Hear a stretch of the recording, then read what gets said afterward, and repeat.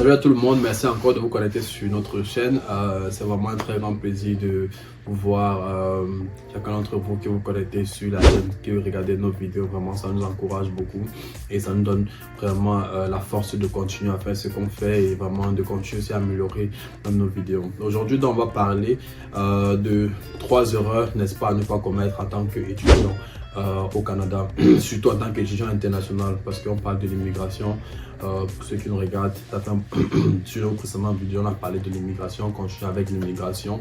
On va vous donner encore plus de conseils sur des choses à ne pas faire, des choses à éviter, n'est-ce pas, en tant qu'étudiant international au Canada. Aujourd'hui, on va parler juste de 3 erreurs, mais il y aura d'autres vidéos. On va entrer un peu plus en détail dans différentes choses à savoir, bien à savoir, n'est-ce pas, lorsque vous êtes étudiant international au Canada. Désolé, j'ai un peu la grippe, mais bon, ça va passer. Voilà, la première erreur à ne pas commettre, c'est de laisser, n'est-ce pas, son permis d'études voilà, s'expirer. Donc, souvent, lorsqu'on arrive, il peut arriver que notre permis d'études qu'on nous a donné n'est pas assez suffisant pour la durée de nos études. Je connais des situations où les gens sont venus avec des programmes de 4 ans, même de 3 ans. On leur a donné un permis d'études de 1 an ou de 2 ans, n'est-ce pas, qui ne couvrait pas la durée de leurs études. Après, il fallait qu'ils renouvellent leur permis d'études. Cela peut arriver aussi de fois lorsque durant votre programme, ça nécessite des cours d'anglais. Ça veut dire qu'il faut absolument que vous fassiez des cours d'anglais avant de commencer les études, ou bien peut-être des cours de français pour ceux qui sont anglophones et veulent étudier en français avant de commencer vos cours, c'est-à-dire les cours de langue. Donc, deux fois, l'agent d'immigration que vous allez rencontrer à l'aéroport peut vous donner d'abord un permis d'études juste pour la durée de vos cours d'anglais avant qu'après vous renouvelez pour vos études universitaires. Donc, ça arrive très rarement, mais deux fois ça arrive. Et l'autre cas aussi, c'est que peut-être vous avez eu à rater une matière, vous avez eu peut-être à échouer une matière et vous vous retrouvez que vous ne pouvez pas finir, n'est-ce pas, dans les délais prévus, et il faut peut-être renouveler votre permis d'études pour pouvoir, n'est-ce pas, couvrir la durée de vos études. Donc, l'erreur vraiment à ne pas commettre, c'est de laisser votre permis d'études s'expirer. L'idéal, c'est au moins de renouveler votre permis d'études 3 mois à l'avance. 3 mois à l'avance avant que votre permis d'études ne s'expire, parce que ça donne le temps aussi, n'est-ce pas, à ceux qui étudient votre dossier de bien regarder votre dossier, là donne le temps de vous envoyer un autre permis d'études, et ça laisse le temps pour que pendant que le premier permis d'études ne s'expire, n'est-ce pas, l'autre soit déjà sorti. Donc c'est vraiment très important, mais l'idéal, ça sera de vraiment appliquer pour un nouveau permis d'études avant que votre permis d'études actuel ne s'expire.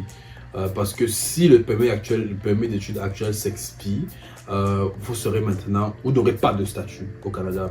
Et maintenant, lorsqu'il va falloir maintenant avoir un nouveau permis d'études, ça sera plus un renouvellement du permis d'études, ça sera une restauration. Vous voyez, donc il va falloir maintenant restaurer quelque chose qui avait déjà été expiré. Donc c'est un peu plus compliqué. Et lorsque votre permis d'études s'expire, vous avez pratiquement 3 mois pour faire la restauration avant que et si les 3 mois s'expirent, que vous n'avez pas fait la restauration, il va falloir que vous sortez du Canada, appliquez pour le permis d'études hors du Canada avant de revenir à l'intérieur du pays. Donc voilà un peu les différents inconvénients. Et lorsque vous faites aussi la restauration, il y aura une rubrique qui va vous demander pourquoi est-ce que le permis d'études s'est expiré, quelle était la raison pour laquelle votre permis d'études s'expire avant que vous ne fassiez le nouveau permis d'études. Et c'est quelque chose que vous ne voulez pas vous retrouver dans cette situation où vous devez expliquer au gouvernement: oh non, ça s'est expiré à cause de ci ou de ça. Ça montre que vraiment vous n'avez pas eu le temps de regarder vos choses, de faire attention, n'est-ce pas, sur vos documents. Donc vraiment faites attention sur cette chose-là. Évitez que votre permis d'études ne s'expire avant que vous fassiez un renouvellement, avant que vous restaurez votre statut au Canada. Donc voilà vraiment la première des choses à éviter en tant qu'étudiant au Canada. La deuxième des choses à éviter en tant qu'étudiant au Canada, c'est de travailler après que vos études soient terminées. Ça veut dire quoi? Ça veut dire que par exemple, on vous a donné un permis d'études de 3 ans ou de 4 ans, disons même 4 ans. Et puis vous êtes arrivé vous avez dit, oh ouais, je voulais faire des études, un programme de 4 ans à l'université, mais je vais plutôt faire un programme de 3 ans, avoir un diplôme peut-être collégial. Parce qu'il y a le circuit collégial, il y a le circuit universitaire. Donc vous décidez, oh non, je veux avoir plutôt un diplôme de 3 ans, un diplôme de 2 ans dans un collège. Bon, c'est pas mal, c'est bon. Ça... C'est pas interdit, vous pouvez le faire, vous pouvez peut-être ne plus aller à l'université, aller peut-être au collégial. Bien sûr, vous devez aussi informer les autorités, vous devez informer le gouvernement et tout, mais c'est quelque chose de possible. Mais il faut faire donc attention, parce que lorsque vous finissez votre programme d'études, n'est-ce pas, votre programme scolaire, il va falloir que vous fassiez signe au gouvernement que vous avez fini votre programme scolaire. Même si vous êtes venu, vous êtes toujours allé à l'université, peut-être vous n'avez pas changé, peut-être un programme universitaire, un programme collégial, vous êtes seulement allé à l'université toujours, mais au lieu de 4 ans, vous avez fait peut-être pratiquement 3 ans, parce que vous avez pris des cours d'été, parce qu'au Canada, il y a la possibilité de prendre des cours d'été qui vont vous permettre de finir un peu plus rapidement. Donc si vous faites les cours d'été, vous pouvez vous rendre compte que voilà, vous avez gagné 1 an. Et d'autres personnes peuvent se dire, oh voilà, j'ai gagné 1 an dans mon permis d'études. Les 1 an là, je ne vais pas demander mon permis de travail maintenant, je vais travailler pendant les 1 an là. Et après les 1 an là, je vais demander mon permis de travail. Donc, juste pour avoir plus d'expérience, peut-être pour avoir peut-être plus de possibilités de travail, savoir ce que vous voulez, mettre un peu votre pied dans le monde du travail avant de commencer avant d'appliquer pour votre permis de travail. Ça, c'est une erreur vraiment à ne pas commettre parce que en tant qu'étudiant international, vous avez le devoir de signaler au gouvernement lorsque vous avez fini vos études parce que votre statut au Canada était étudiant. Ça veut dire que vous étiez censé être sur le territoire canadien en train de faire les études. Vous n'êtes pas censé être sur le territoire canadien en train de travailler ou en train de faire d'autres choses. Bien sûr, en tant qu'étudiant, vous pouvez travailler. Bien sûr, en tant qu'étudiant, vous pouvez même travailler à temps plein pendant l'été, pendant les vacances d'été et tout. Bien sûr que vous pouvez faire ça, mais votre objectif premier au Canada, c'est les études.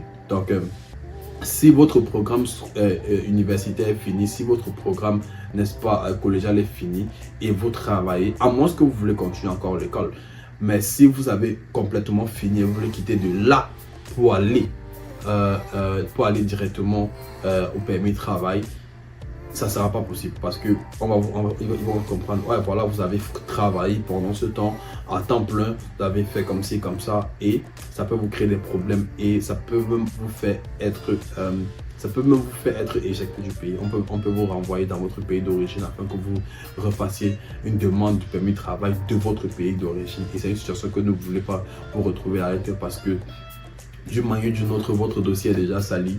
Il y aura des questions comme pour ceux qui ont fait peut-être leur procédure eux-mêmes ou bien pour ceux qui savent, lorsque vous faites votre procédure, on vous pose souvent cette question, est-ce que vous avez déjà eu un refus de visa, est-ce que vous avez déjà été renvoyé d'un pays, quelque chose comme ça. Donc, ce sont des choses que vous ne voulez jamais dire oui sur ce genre de choses parce que si vous retrouvez une situation que cela vous est arrivé, que vous vous retrouvez à dire oui, il faut demain donner des explications. Et c'est des choses que ça va être pris en compte lorsque on va vous évaluer pour vous donner peut-être un statut au Canada. Donc voilà déjà 2 choses, n'est-ce pas, à éviter lorsque vous êtes étudiant au Canada.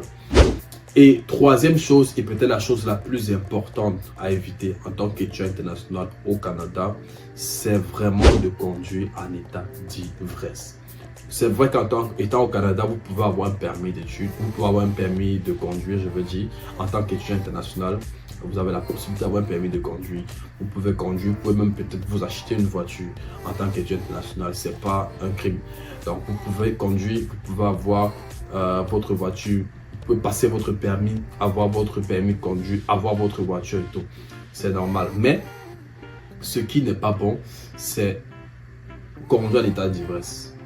Parce que si à jamais vous conduisez en état d'ivresse et que vous êtes interpellé par la police et que la police constate que vous êtes ivre et vous fasse souffler dans le petit machin qu'on connaît, si ça montre vraiment que la dose d'alcool en vous est supérieure à la dose normale qu'il fallait, vous pouvez être refoulé, vous pouvez être renvoyé dans votre pays d'origine. Donc c'est quelque chose vraiment que le gouvernement ne blague pas dessus et c'est quelque chose vraiment de faire attention.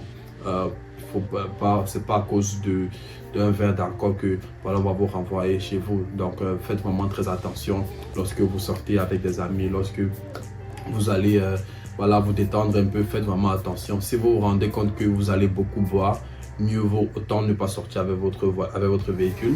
allez, prenez un taxi, allez, faites la fête, ou bien voilà, allez amusez-vous et tout. Et lorsque vous allez rentrer, prenez un taxi pour rentrer, c'est mieux. Si vous voulez vraiment aller y boire, vraiment prenez un taxi pour partir, prenez un taxi pour rentrer. Ne vous exposez pas à des choses qui ne sont pas bonnes. C'est vrai que même déjà, évitez la police le plus que possible, mais des fois lorsque vous avez un véhicule, c'est des fois difficile d'éviter la police. Des fois peut-être juste pour un ci ou pour un ça, la police peut vous interpeller. Mais évitez vraiment de vous retrouver dans une situation où c'est vraiment critique, ou c'est vraiment grave, tel que conduire à l'état d'ivresse. Donc voilà quelques erreurs, n'est-ce pas, à ne pas commettre en tant qu'étudiant international au Canada. On reviendra vraiment avec des personnes sur la chaîne qui vont partager l'expérience, n'est-ce pas, en tant qu'étudiant international, en tant que résident permanent, en tant que Canadien même peut-être qui sont nés au Canada et tout, parce que de fois on se dit c'est facile pour ceux qui sont nés ici, bien c'est facile pour ceux qui sont déjà Canadiens, c'est facile comme ci et comme ça, mais vous allez vous rendre compte que peut-être il y a beaucoup de Canadiens peut-être qui aimeraient peut-être sortir du Canada et tout, peut-être à cause de ci ou de ça. Donc ça peut aussi vous éclairer, ça peut aussi vous égayer sur peut-être le choix du pays que vous voulez aller, pour ceux qui aimeraient sortir de leur pays, aller peut-être ailleurs pour peut-être voilà, fréquenter, travailler. Donc stay tuned comme on dit. Restez connectés sur la chaîne, suivez toujours nos vidéos. Nous vous encourageons, n'est-ce pas, à liker, à vous abonner à la chaîne et à partager aussi ces vidéos, n'est-ce pas, avec ce que vous pensez que ça peut aider. Merci beaucoup et à bientôt.